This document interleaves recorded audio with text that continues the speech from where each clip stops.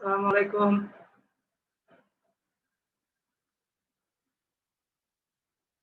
আসসালামু আলাইকুম। স্যার আসসালামু আলাইকুম। কেমন আছে সবাই? স্যার ভালো।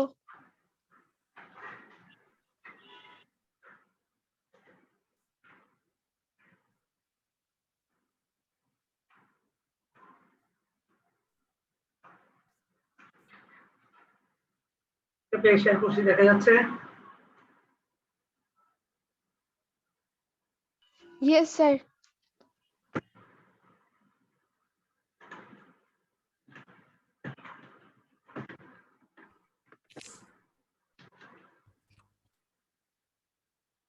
আমরা আজকের ক্লাসে পড়ব শব্দ ও পদ আর বাক্য সম্প্রসারণ পর্ব সংগতিশীল লোহাভাসে।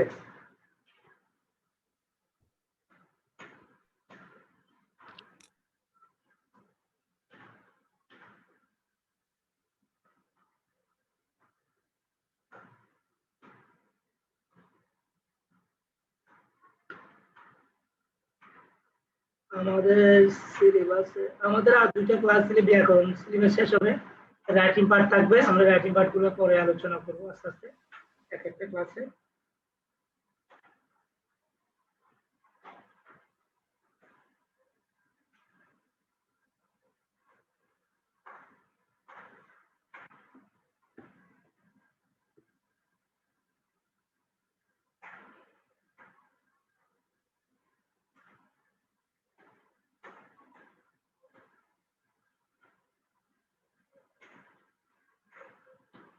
দেখো,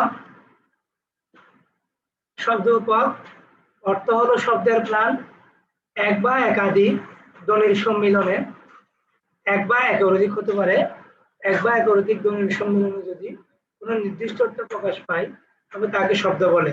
যেমন ক, ল, ম এই তিনটি ধ্বনি একসাথে জুড়ে দিলে কলম হয়। কলম লেখার একটি উপকরণকেই বোঝায়, সুতরাং এটি একটি শব্দ। এরকম আমি, বাজার, যাই ইত্যাদি শব্দ, এগুলোর আলাদা আলাদা অর্থ আছে, কিন্তু এরকম আলাদা আলাদা শব্দ মনের ভাব সম্পূর্ণ প্রকাশ করতে পারে না। তাই অর্থপূর্ণ শব্দে জুড়ে জুড়ে মানুষ তার মনের ভাব সম্পূর্ণভাবে প্রকাশ করে থাকে। যেমন আমি বাজারে যাই, এটি একটি বাক্য। এখানে বক্তার মনোভাব সম্পূর্ণ প্রকাশ পেয়েছে। কতগুলো অর্থপূর্ণ শব্দ যখন একত্রিত হয়ে বক্তার মনের ভাব সম্পূর্ণভাবে প্রকাশ করে তখন তাকে বাক্য বলে। আমি আবার বলছি, অর্থ হলো শব্দের প্রাণ, এক বা একাধিক ধ্বনির সম্মিলনে যদি কোনো নির্দিষ্ট অর্থ প্রকাশ পায় তবে তাকে শব্দ বলে। যেমন ক, ল, ম কলম, এই তিনটি ধ্বনি একসাথে জুড়ে দিলে হয় কলম।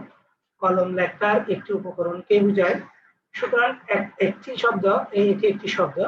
এরকম আমি, বাজার, যাই ইত্যাদি শব্দ, এগুলোর আলাদা আলাদা অর্থ আছে, কিন্তু এইরকম আলাদা আলাদা শব্দ মনের ভাব সম্পূর্ণ প্রকাশ করতে পারে না।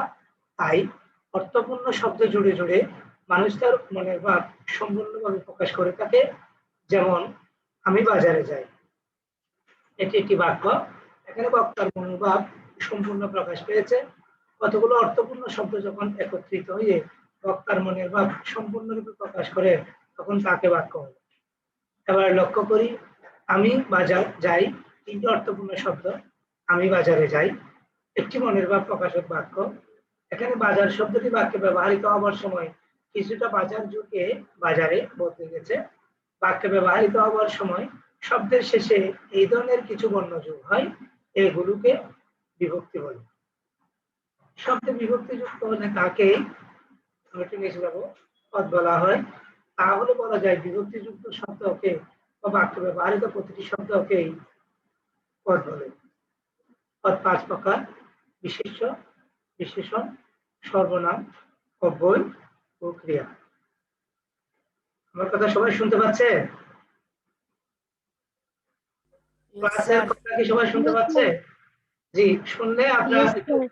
খাতা কলম নিলে ভালো হয়। একটু খাতা কলম নিবেন, সবাই খাতা কলম নিবেন, আমরা নোট করবো। পরীক্ষায় প্রশ্ন হবে, আমাদের নোট করতে হবে।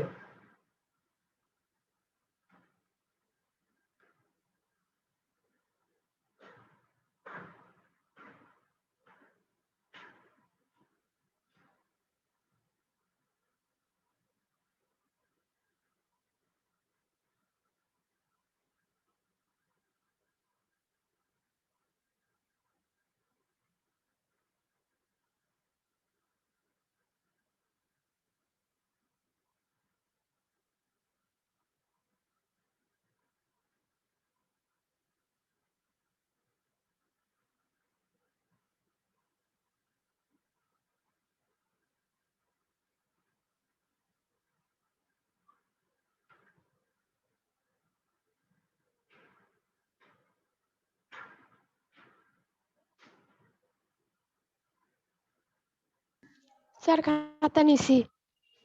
ধ্যান করো শব্দ উপর। সবাই লিখো, কারণ ক্লাসের শেষে এটা ছবি তুলে পাঠাতে হবে।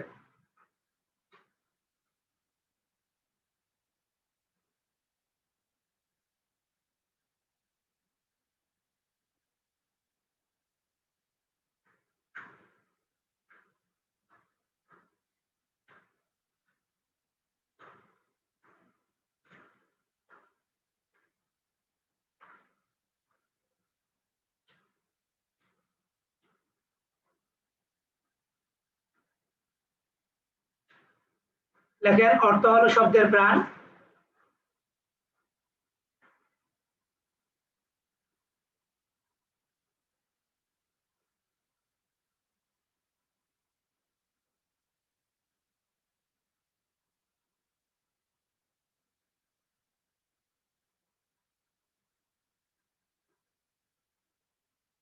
লিখছো?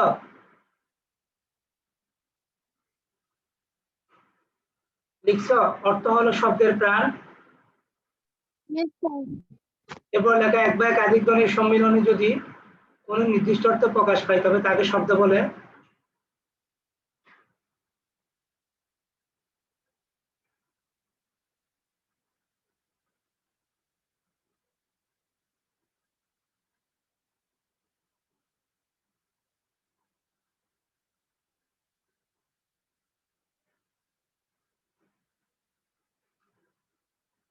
লিখছো?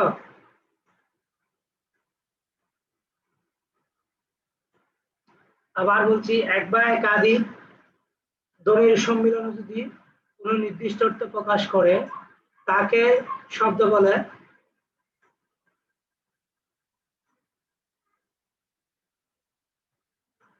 লিখেছো?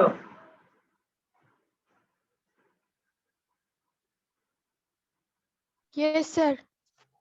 3 নম্বরে লেখো, অর্থবহ ধ্বনি বা ধ্বনি সমষ্টিকেই শব্দ বলে।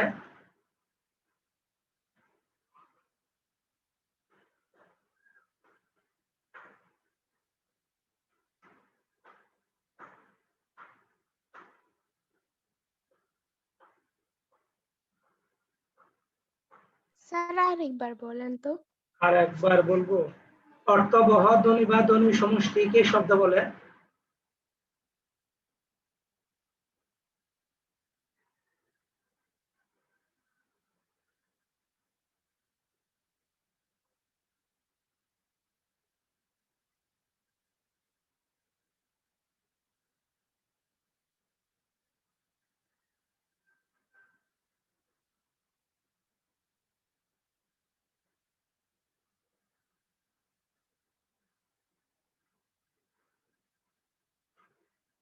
লিখছো?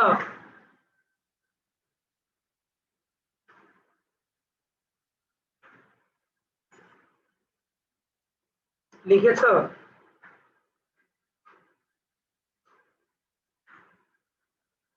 সবাই লিখছো? Yes, sir. লেখো যে গঠন অনুসারে শব্দ দুই প্রকার।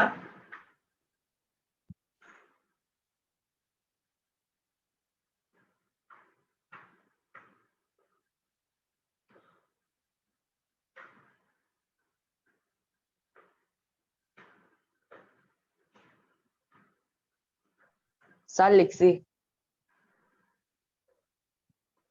গঠন অনুসারে শব্দ দুই প্রকার লিখছেন। এক মৌলিক শব্দ, দুই Yes, সাধিত sir. শব্দ। এক মৌলিক শব্দ, দুই সাধিত শব্দ।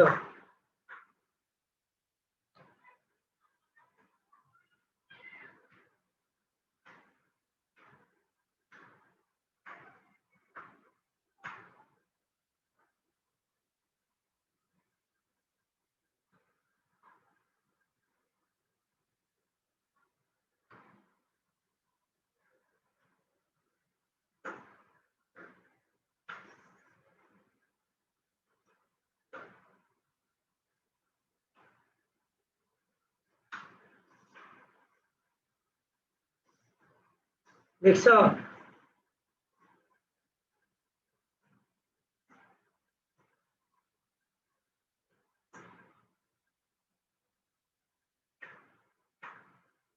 অর্থ অনুসারে শব্দ তিন প্রকার। এরপরের লাইন,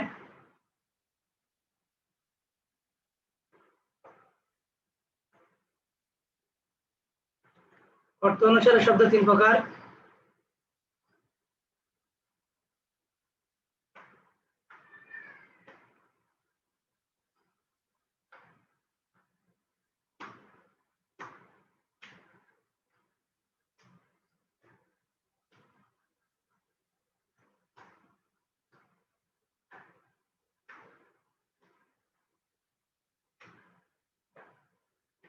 স্যার লিখছি। এরপর লেখো যে পদ, আলাদা করে পদ হেডলাইন করলো।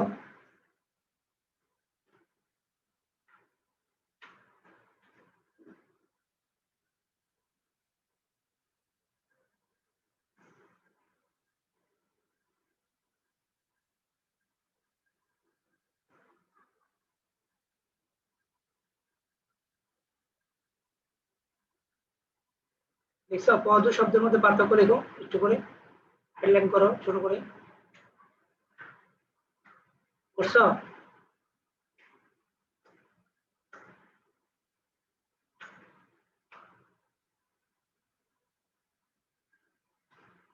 বলবো আমি?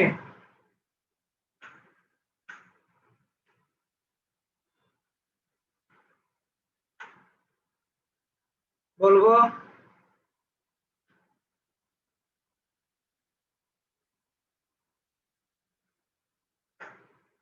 তোমরা কথা বলছো না যে?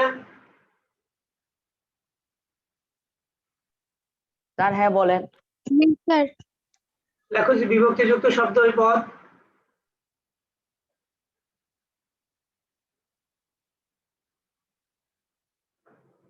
বিভক্তিযুক্ত শব্দকে পদ বলে।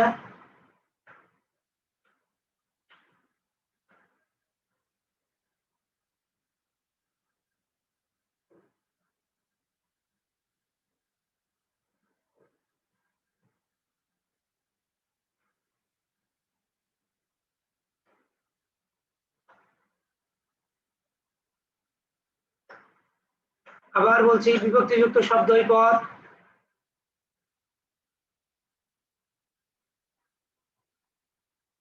এরপরে লিখতে পারেন বিভক্তিযুক্ত শব্দ অথবা বাক্যে ব্যবহৃত প্রতিটি শব্দকেই পদ বলে। বাক্যে ব্যবহৃত প্রতিটি শব্দকেই পদ বলে।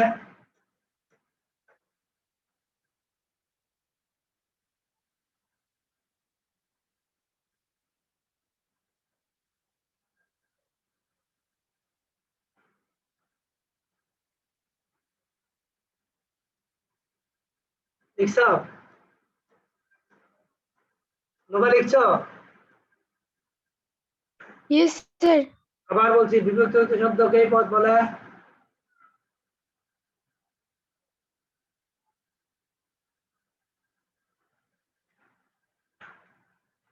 শেয়ার করতে হবে, শেয়ার করতে হবে।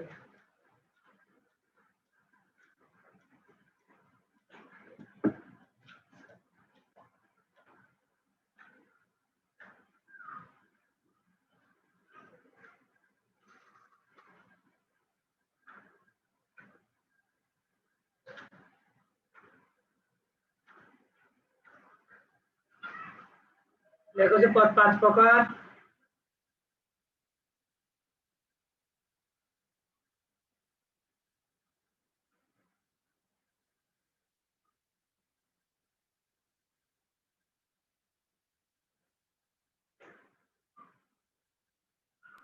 স্যার লিখছি।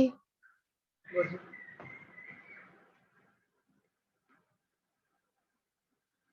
কয়লা নিয়েছে নোভা? Sir 8 line. আরো 2 লাইন হওয়ার কথা।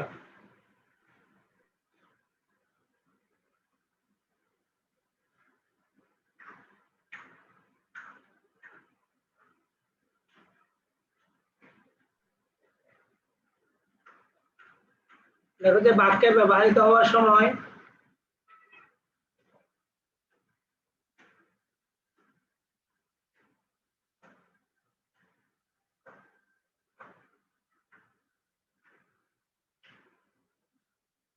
বাক্যে ব্যবহৃত হওয়ার সময় শব্দের Salici. শব্দের শেষে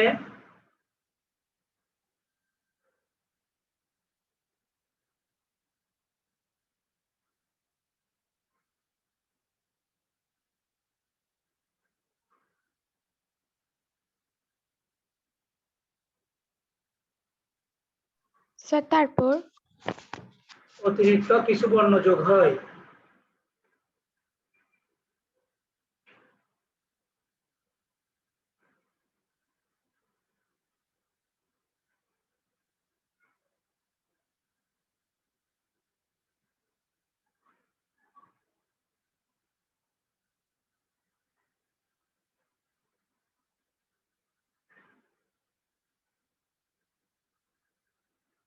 বুঝছো?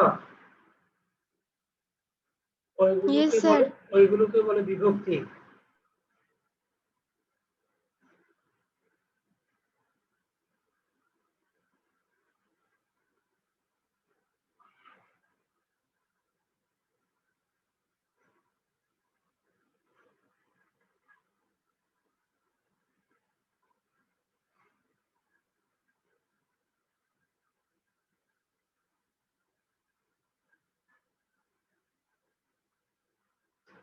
নয়টা হয়েছে। Yes, sir. আরেকটা, এগুলাই আবার হোমওয়ার্ক করে আমাদের অ্যাপসে দিবে, স্কুলের অ্যাপসে দিবে।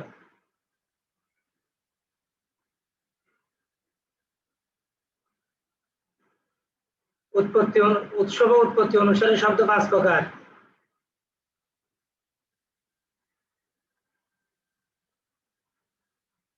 স্যার আবার বলুন তো।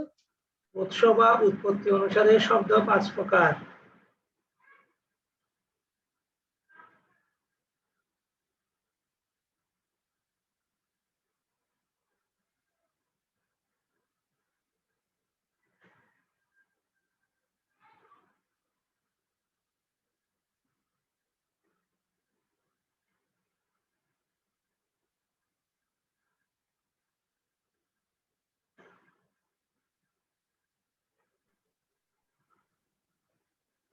দেখি নুবা পড়াবে, লিখছো যে শব্দ লাইনগুলো পড়ো, আমি সংশোধন করে দিচ্ছি ভুল থাকলে।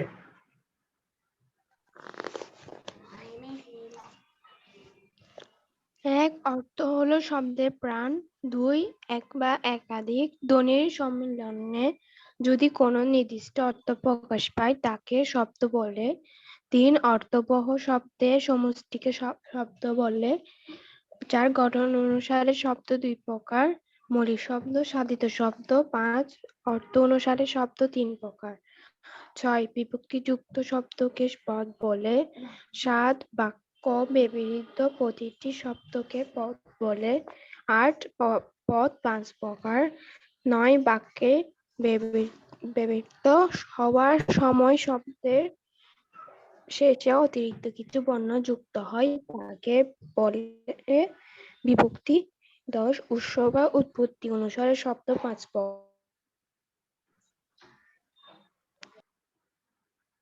জানিছে সামিয়া বলো, নাকি আচ্ছা, সাইমা?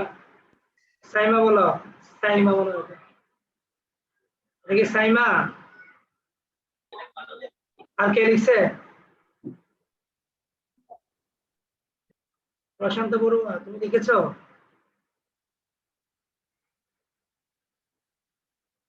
প্রশান্ত বড়ুয়া আমাকে শুনতে পাচ্ছে?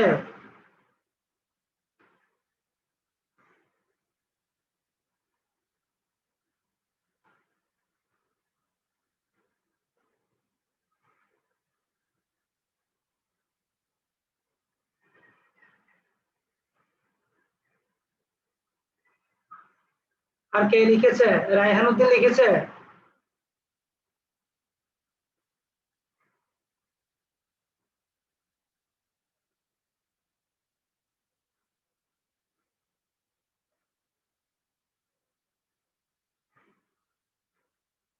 নোভা, এটা গ্রুপে দিয়ে দাও তো।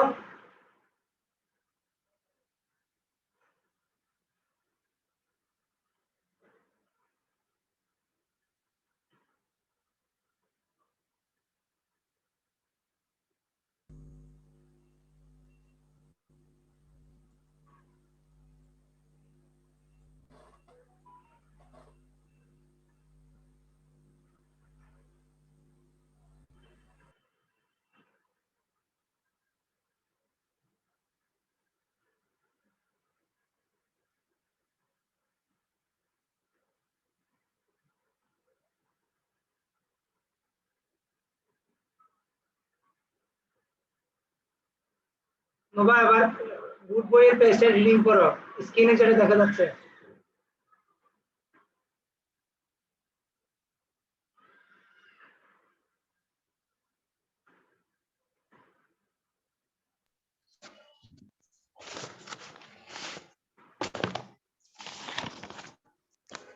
শব্দ ও পদ অর্থ হলো শব্দের প্রাণ এক বা একাধিক ধ্বনির সম্মিলনে যদি কোনো নির্দিষ্ট অর্থ প্রকাশ পায় তাকে শব্দ বলে।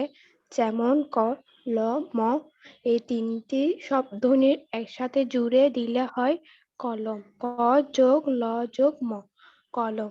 লেখার একটি উপকরণকে বোঝায়, সুতরাং এটি একটি শব্দ। এরকম আমি বাজার যাই ইত্যাদি শব্দ, এগুলো আলাদা আলাদা অর্থ আছে, কিন্তু এরকম আলাদা আলাদা শব্দ মনের ভাব সম্পূর্ণ প্রকাশ করতে পারে না। তাই অর্থপূর্ণ শব্দ জুড়ে জুড়ে মানুষ তার মনের ভাব সম্পূর্ণভাবে প্রকাশ করে থাকে।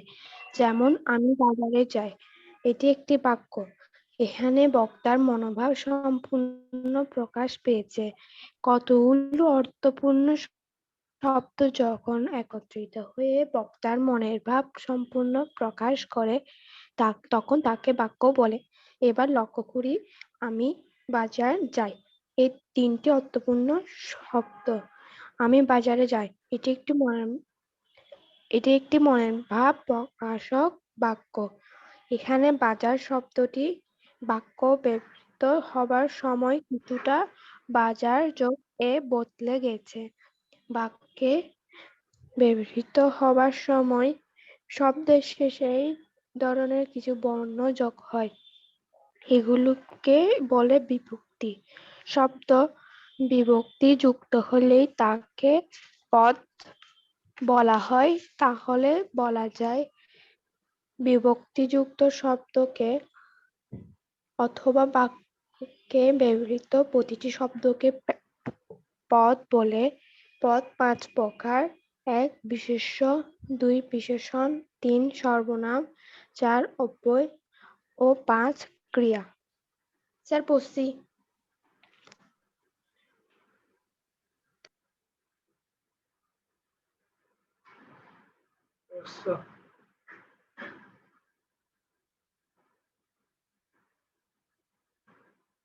মানে বুট বাংলা ব্যাকরণ আছে?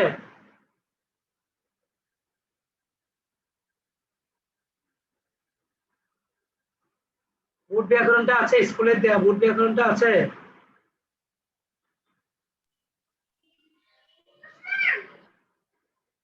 পেন বুক? হ্যাঁ, মেইন বুক। মেইন স্যার বুকে একটু আছে। যাও, মেইন বুকে গিয়ে বাথরুম বসানো অংশে যাও, সঙ্গ দুষে লোহা ভাসে, একটা আছে, সঙ্গ দুষে লোহা ভাসে, একটা বাথরুম বসানো আছে, এটা একবার করো, তারপরে ক্লাস শেষ। বাকিরা ক্লাসে স্পিকার অন করো তো একটু, বাকিরা ক্লাসে স্পিকার অন করো। তোমরা কি ক্লাসে জাস্ট জয়েন করে বসে থাকার জন্য আসো? No sir. প্রত্যেকে ক্লাস শেষে আজকে যা নোট করিয়েছে পাঠাবা। স্যার বাথরুম নাম কি? বাথরুম বসানো হলো সঙ্গ দুষে লোহা ভাসে। স্যার পাইছি। পাও নাই? বাথরুম স্যার বসানো পাইছি। তোমার বুট বইয়ের 97 পৃষ্ঠায় আছে কি দেখো। স্যার 120টায়। 97 পৃষ্ঠা থেকে বাথরুম বসানো শুরু। Yes sir. কয় নম্বর এটা? স্যার 120টায় 3.7। ঠিক আছে, পড়ো, এটা পড়ো, একবার পড়ো, তোমার পরে অন্যজন পড়বে, তুমি পড়ো আগে একবার। সঙ্গ দোষে লোহা ভাসে। প্রত্যেক মানুষই তার জীবন পরিচালনার ক্ষেত্রে একটি স্বাধীন সত্তা বহন করে। সে একাই তার বিবেককে নিয়ন্ত্রণ করে, তবে এক্ষেত্রে তার সঙ্গের প্রভাব বিশেষভাবে লক্ষণীয়। ভবিষ্যতের সুন্দর বা খারাপের বিষয়টি নির্ভর করে ব্যক্তির ইচ্ছা বা সঙ্গ নির্বাচনের উপর। যেসব মানুষ উন্নত চরিত্র বা সৎ স্বভাবের লোকের সঙ্গে মেলামেশা করে তাদের স্বভাব চরিত্র ও সুন্দর ও বিকশিত হয়ে ওঠে। অন্যদিকে যারা কুসঙ্গে বা কুসংসর্গে থেকে নিজেদের চরিত্রের অধঃপতন ঘটিয়েছে, সমাজে তাদের বিপর্যয় অনিবার্য। তাই মানব জীবনের সঙ্গ নির্বাচন অত্যন্ত গুরুত্বপূর্ণ বিষয়। প্রকৃতিতে যেসব বস্তু সুন্দর ও রমণীয়, সেগুলো স্পর্শে যেসব বস্তু সংস্পর্শে থাকে সেগুলো সংস্পর্শে সংস্পর্শে যেসব বস্তু থাকে তারাও সুন্দর ও আকর্ষণীয় হয়ে ওঠে। খারাপ বস্তুটির এই সুন্দর বস্তুটির গুণ নিজের মধ্যে ধারণ করে অন্যের কাছে নিজেকে মর্যাদাবান ও গ্রহণযোগ্য করে তোলে। প্রকৃতপক্ষে সঙ্গই সৃষ্টিকে মহিমান্বিত করে তোলে। মহিমান্বিত করে আর তোলে। এই জন্য মহিমান্বিত, মহিমান্বিত, মহিমা- স্পেলিং ঠিক করো। মহিমান্বিত। মহিমান্বিত করে তোলে। আর এই জন্য সঙ্গই হলো সবকিছুর সাফল্য ও বিফলতার চাবিকাঠি। এখানে একজন স্যার বলো। বলছি, জি, ধন্যবাদ। স্যার আমি রায়- বলি, হ্যাঁ, বলো ওয়াসিউদ্দিন, বলো। 349 আইডি, বলো। প্রত্যেক মানুষই তার জীবন পরিচালনার ক্ষেত্রে একটি স্বাধীন সত্তা বহন করে। সে একাই আরো তার আস্তে আস্তে বলো, বিবেককে আস্তে আস্তে নিয়ন্ত্রণ বলো। করে। হ্যাঁ, তবে এক্ষেত্রে তার সঙ্গের তবে প্রভাব। এক্ষেত্রে তার সঙ্গের প্রভাব বিশেষভাবে লক্ষণীয়। ভবিষ্যতের সুন্দর বা খারাপের বিষয়টি নির্ভর করে ব্যক্তির ইচ্ছা বা সঙ্গ নির্বাচনের উপর। যেসব মানুষ উন্নত চরিত্র বা সৎ স্বভাবের লোকের সঙ্গে মেলামেশা করে, তাদের স্বভাব চরিত্র সুন্দর ও বিকশিত হয়ে ওঠে। অন্যদিকে যারা কুসঙ্গে বা কুসংসর্গে থেকে নিজেদের চরিত্রের অধঃপতন ঘটিয়েছে, সমাজে তাদের বিপর্যয় অনিবার্য। তাই মানব জীবনে সঙ্গ নির্বাচন অত্যন্ত গুরুত্বপূর্ণ বিষয়। প্রকৃতিতেও যেসব বস্তু সুন্দর ও রমণীয়, সেগুলোর সংস্পর্শে যেসব বস্তু থাকে তারাও সুন্দর ও আকর্ষণীয় হয়ে ওঠে। খারাপ সুন্দর বস্তুটির গুণ নিজের মধ্যে ধারণ করে অন্যের কাছে নিজেকে মর্যাদাবান ও গ্রহণযোগ্য করে তোলে। প্রকৃতপক্ষে সঙ্গই সৃষ্টিকে মহিমান্বিত করে তোলে। আর এজন্য সঙ্গই হলো সবকিছু সাফল্য বিফলতার চাবিকাঠি। Very good. রায়হানুদ্দিন বলবে, রায়হানুদ্দিন, রায়হানুদ্দিন পড়বে। স্যার রাহিনুদ্দিন না। দুইজন দেখা যাচ্ছে তো, আইডি দুইটা তো, একটা রায়হান চৌধুরী আর একটা রায়হান উদ্দিন। কই,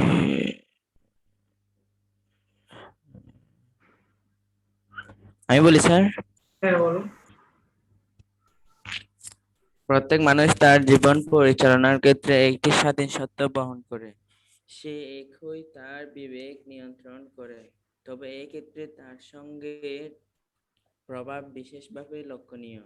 ভবিষ্যতের সুন্দর বা খারাপের বিষয়টি নির্ভর করে ব্যক্তির হুম, ইচ্ছা বা সঙ্গ নির্বাচনের উপর। যেসব মানুষ উন্নত চরিত্র বা সৎ স্বভাবের লোকের সঙ্গে মেলামেশা করে, তাদের স্বভাব চরিত্রও সুন্দর ও বিকশিত বিকশিত হয়ে ওঠে। হয়ে ওঠে। তারপরে অন্যদিন অন্যদিন অন্যদিকে যারা কুসঙ্গ কুসঙ্গে বা কুসংসর্গে নিজেকে নিজে নিজেদের চরিত্র অধঃপতন ঘটিয়েছে, সমাজে তাদের বিপর্যয় অনিবার্য। তাই মানব জীবনের সঙ্গে নির্বাচন অত্যন্ত গুরুত্বপূর্ণ বিষয়। প্রকৃতিতেও যেসব বস্তু সুন্দর ও রমণীয়, সেগুলো সংস্পর্শে যেসব বস্তু থাকে তারাও সুন্দর ও আকর্ষণীয় হয়ে ওঠে। খারাপ বস্তুটি সুন্দর বস্তুটি গুণ নিজের মধ্যে ধারণ করে অন্যের কাছে নিজেকে মর্যাদাবান ও গ্রহণযোগ্য করে তোলে। প্রকৃতপক্ষে সঙ্গই সৃষ্টিকে মহিমান্বিত করে তোলে। আর এই জন্য সঙ্গ হলো সবকিছু সাফল্য বিফলতার বিফলতার চাবিকাঠি। চাবিকাঠি। Very good. সাইম পড়বে, Saim. Saim speaker on Yes, করো। sir. জি বলো, সাইম বলো।